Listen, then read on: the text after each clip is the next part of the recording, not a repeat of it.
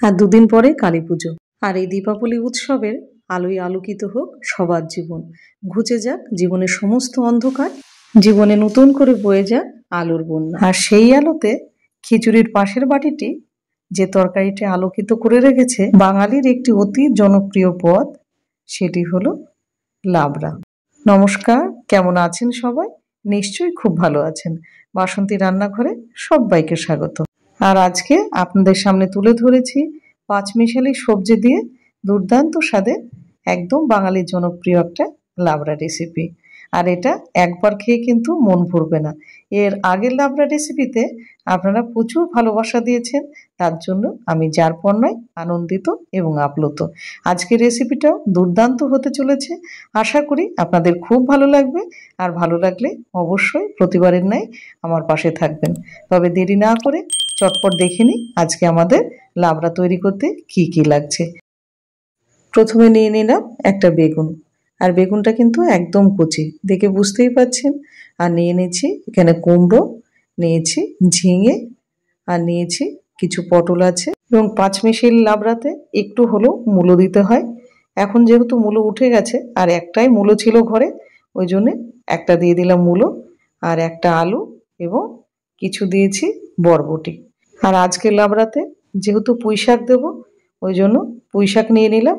একটা গাছ ছিল আমার ছাদে, পুরো গাছটাকে তুলে নিয়ে এসেছি, দেখুন একদম ফ্রেশ। আর সবজিগুলো আমাদের কাটা হয়ে গেছে। আর সবজিগুলো ঠিক এরকম চৌকো চৌকো করে কেটেছে। আলু, বেগুন এবং ঝিঙেগুলো বেশি খোসা ছাড়াইনি। আর কুমড়োগুলো একটু বড় বড় করে কেটেছি ঠিক এরকমভাবে। আর সব সবজিগুলো কিন্তু আমি একসঙ্গে কেটে নিয়েছি। এই যে এখানে বরবটিগুলো একটু বড় সাইজের কেটে নিয়েছি। আর এখানে পাশে উঁকি মারছে সেই মূলোর টুকরো কটি, এতে কিন্তু সুন্দর গন্ধ বেরোবে। পটলগুলো এইভাবে কেটেছি। আর এই যে চারখানা শিম দেখি গাছে হয়েছে, এবার লাবড়ার মধ্যে দিয়ে দিলাম। এবার সব সবজিগুলো দেখিয়ে দিলাম আপনাদের কিভাবে আপনারা কাটবেন। পুঁই শাকটাও কেটে নিলাম। আর এখানে কিন্তু একটাও আমি পাতা নিইনি, কেন লাবড়াতে কোনোভাবে পুঁই শাকের পাতা আমি আজকে দিচ্ছি না। আপনারা চাইলে সেখানে পাতা কিন্তু দিতেই পারেন। তাহলে চলুন, কাটাকাটির পর্ব আমাদের শেষ। এবার চলে যাই রান্নাতে। প্রথমে কড়াইতে খানিকটা জল দিয়ে নিলাম, মোটামুটি 2 থেকে আড়াই গ্লাস। এবারে দিয়ে দেবো পুঁই শাকের ডাঁটাগুলো। এবার ডাঁটাগুলো যাতে তাড়াতাড়ি সেদ্ধ হয়ে যায়, ওই জন্য দিয়ে দেবো হাফ চামচ লবণ। লবণটা দিয়ে দেবেন, তাহলে ডাঁটাগুলো চট করে কিন্তু সেদ্ধ হয়ে যাবে।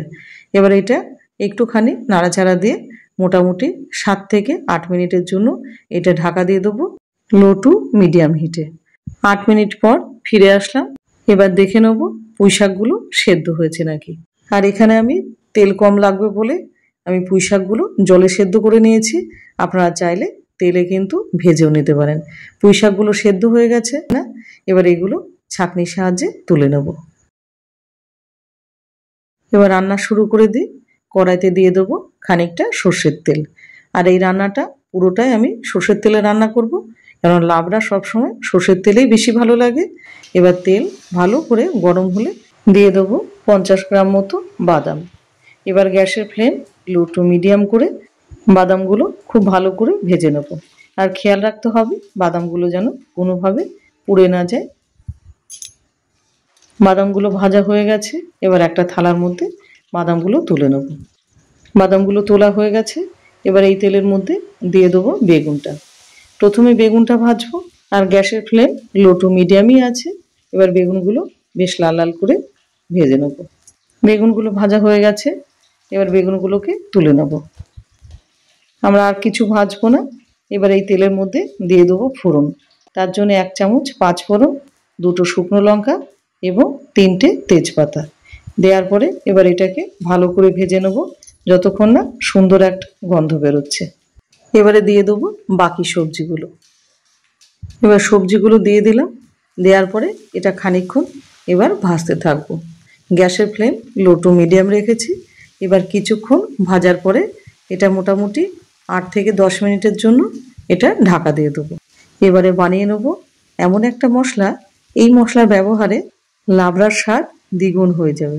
তার জন্য 1 চামচ গোটা ধনে, 1 চামচ গোটা জিরে এবং 1 চামচ গোটা গরম মশলা।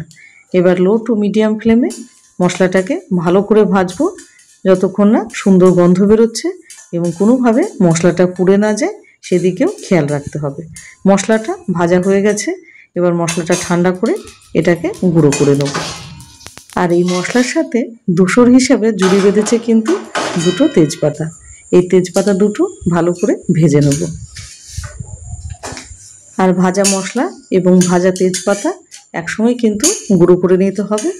এবার এটা ভাজা হয়ে গেছে, এবার তেজপাতাটা তুলে নেব। এবার এটাকে গুঁড়ো করে নেব। এই যে সিক্রেট মশলা আমাদের কিন্তু রেডি হয়ে গেছে। আর 10 মিনিট পর আপনাদের সামনে ফিরে আসলাম। এবার সবজিগুলোকে কিছুক্ষণ নাড়াচাড়া করে আর একটুখানি ভেজে নেব। আর সবজি ভাজার সময় কোনোভাবে কিন্তু লবণ দেবেন না, তাহলে সবজিগুলো ভালোভাবে ভাজতে পারবেন না, জল ছেড়ে দেবে, তখন আর সবজিগুলো ভালো ভাজা হবে না। এবার সবজিগুলো আমাদের ভালো করে ভাজা হয়ে গেছে। এবার এক এক করে বাকি উপকরণগুলো দিয়ে দেবো। এবার দিয়ে দেবো সেদ্ধ করে রাখা পুঁইয়ের ডাঁটাগুলো। পুঁইয়ের ডাঁটাগুলো আগে থেকে দেবেন না, সবজি ভাজার পরে তবেই দেবেন। এবার দিয়ে দিলাম স্বাদ অনুসারে লবণ। এখানে 1 চামচ আমি লবণ দিয়েছি, আর লাগলে পরে আবার আরেকটু দিয়ে দেবো। আর দিয়ে দিলাম 1 চামচ হলুদ। দেওয়ার পরে এবার এটাকে ভালো করে নাড়তে থাকতে হবে যাতে সব একত্রে খুব ভালোভাবে মিশে যায়। আর এর আগের লাবড়াটা আমি রান্না করেছি, তাতে কিন্তু আপনারা প্রচুর ভালোবাসা দিয়েছেন। আর সেই লাবড়াটা একরকম ছিল, আর এই লাবড়াটা আর এক রকম। এটাও দুর্দান্ত হয় খেতে। এটাও একবার খেয়ে আপনার কিন্তু মন ভরবে না, বারবার চাইতে ইচ্ছা করবে, এতটাই ভালো হয় খেতে। এবার সবজিটা ভালো করে একটুখানি কষিয়ে নেব। এবার এটা মোটামুটি 5 থেকে 6 মিনিটের জন্য ঢাকা দিয়ে চলে যাব আর একটা মশলা তৈরি করতে। এবারে একই মিক্সিং জারে আমি মশলাটা বানিয়ে নেব। নিয়ে নিলাম কয়েকটা কাঁচা লঙ্কা ঝালের জন্য, আর নিয়ে নিলাম 50 গ্রামের একটু বেশি আদা। আদা একটুখানি লাবড়াতে বেশি দিতে হয়। আর দিয়ে দেবো 1 চামচ মতো গোটা জিরে। যেহেতু ছোট চামচ ওই জন্য 3 বার দিতে হচ্ছে, এটা একবারে ছোট্ট চামচ। এবার দেওয়ার পরে একটুখানি জল দিয়ে দেবো। আর ঝাল আপনারা যেরকম খাবেন সেই বুঝে কিন্তু লঙ্কাটা দেবেন। এবার এটা একটা ফাইন পেস্ট বানিয়ে নেব। পেস্ট বানানো হয়ে গেছে, এদিকে 6 মিনিট হয়ে গেছে। আর তরকারিটায় যেহেতু আমি জল ব্যবহার করব না, সেহেতু কিন্তু তরকারিটা ঢেকে ঢেকে এভাবে রান্না করতে হবে। আর যত এটা কষানো ভালো হবে তরকারির স্বাদ কিন্তু ততটাই ভালো হবে। লাবড়ার তরকারি একটু ধৈর্য ধরে কিন্তু রান্না করতে হয়। এবারে দিয়ে দেবো বেটে রাখা মশলাটা। এবার বাটি ধুয়ে একটুখানি জল দিয়ে দেবো, জাস্ট এইটুকু। টোটাল রান্নায় কিন্তু জল এতটুকুই ব্যবহার হবে, আর জল কিন্তু আমি ব্যবহার করব না। আর পুরো রান্নাটাই ঢেকে ঢেকে করতে হবে আর কষিয়ে নিতে হবে এইভাবে, তবেই কিন্তু লাবড়ার স্বাদটা দুর্দান্ত হবে। এবার কষিয়ে নেব মশলাটা দিয়ে মোটামুটি 7 থেকে 8 মিনিট সুন্দরভাবে এটাকে কষিয়ে নেব। আর এর আগের ভোগের লাবড়াতে যেসব দিদি ভাইরা আমাকে কমেন্ট করেছেন সবাইকে অনেক ধন্যবাদ। আর সব কমেন্ট তো শো করা সম্ভব না, প্লিজ আপনারা রাগ করবেন না। 8 মিনিট পর ফিরে আসলাম। তরকারিটা কিন্তু অলরেডি কমতে শুরু করেছে, দেখুন কতখানি ছিল আর এখন কতটুকু হয়ে গেছে। এবার এটা আস্তে আস্তে কষাতে হবে। গ্যাসের ফ্লেম কিন্তু এখন লো করে দিয়েছি, এখন কোনোভাবে লো টু মিডিয়াম করা যাবে না, তাহলে নিচে লেগে যাবে। আর তরকারিটা কোনোভাবে নিচে যাতে না লেগে যায় সেদিকে খেয়াল রাখতে হবে। এবারে দিয়ে দেবো ভেজে রাখা বেগুনটা। বেগুনটা দেওয়ার পরে এটা মোটামুটি 4 থেকে 5 মিনিট আরও এটাকে কষিয়ে নেব। দাঁড়ান এটাকে ধরে নিই, না হলে এতটা তরকারি তো কড়াইটা স্লিপ কাটছে খুব। এবার এটাকে ভালো করে কষিয়ে নেব। আর এই লাবড়ার কষানোতেই কিন্তু এর স্বাদ। এবার এটা আবার ঢেকে দেবো মোটামুটি 4 থেকে 5 মিনিটের জন্য। 5 মিনিট পর ফিরে আসলাম। আর তরকারিটা দিয়ে কিন্তু খুব সুন্দর গন্ধ বেরোচ্ছে, এত ভালো গন্ধ বেরোচ্ছে। এবার তরকারিটা আবার কিন্তু কষিয়ে নেব। আপনারা দেখতেই পাচ্ছেন তরকারিটা কিন্তু পুরোপুরি সেদ্ধ হয়ে গেছে। এবার দিয়ে দেবো ভেজে রাখা বাদামটা। আর বাদামটা অবশ্যই দেবেন, এই ধরনের লাবড়াতে কিন্তু বাদাম দিলে ভীষণ ভালো লাগে খেতে। পুঁই শাকের লাবড়া তো আপনারা অনেকেই খেয়েছেন, এইভাবে একবার পুঁই শাকের লাবড়া খেয়ে দেখবেন, মুখে লেগে থাকবে, এতটাই স্বাদ। এবার লাবড়া যেহেতু একটু মিষ্টি তো দিতেই হবে, এখানে মোটামুটি 1.5 চামচ মতো চিনি দিলাম। অবশ্যই চিনিটা দেবেন, লাবড়ার তরকারিতে মিষ্টি দিতেই হয়।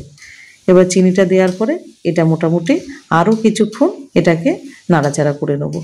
সবজিগুলো আমাদের কিন্তু মোটামুটি সবই 90% সেদ্ধ হয়ে গেছে। আর এইভাবে ঢাকা দিয়ে দিয়েই কিন্তু সেদ্ধটা করলাম, কোনোভাবে জল ব্যবহার করিনি।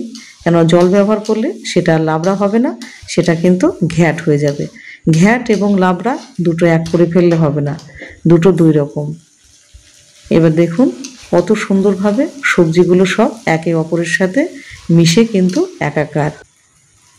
এবার দিয়ে দিলাম সেই সিক্রেট ভাজা মশলা। আর এই মশলা দেওয়ার কারণে এই লাবড়ার যা স্বাদ তৈরি হবে, তাতে করে আপনি এই লাবড়ার কিন্তু ফিদা হয়ে যাবেন, এতটাই ভালো লাগে। এবার মশলাটা দিয়ে ভালো করে মিশিয়ে নেব, যাতে মশলাটা খুব ভালোভাবে মিশে যায়। আর এই তরকারিতে কিন্তু ঘি ব্যবহার হয় না। আর এই ভিডিওটা আপনারা কোথায় থেকে দেখছেন অবশ্যই সেটা জানাবেন। তাহলে লাবড়া আমাদের কমপ্লিট হয়ে গেল। আর আপনাদের কথা দিয়েছি যে খিচুড়ির সাথে লাবড়া আপনাদের আরেকটা করে দেখাবো। আমি কথা রেখেছি, এই দুর্দান্ত স্বাদের লাবড়া আপনাদের সামনে এই পরিবেশন করলাম।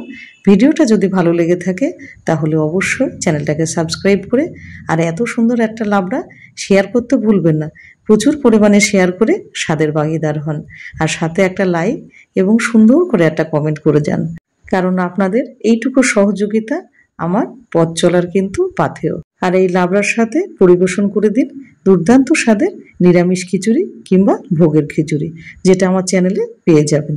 তাহলে আজ আসি, ভালো থাকবেন, সুস্থ থাকবেন।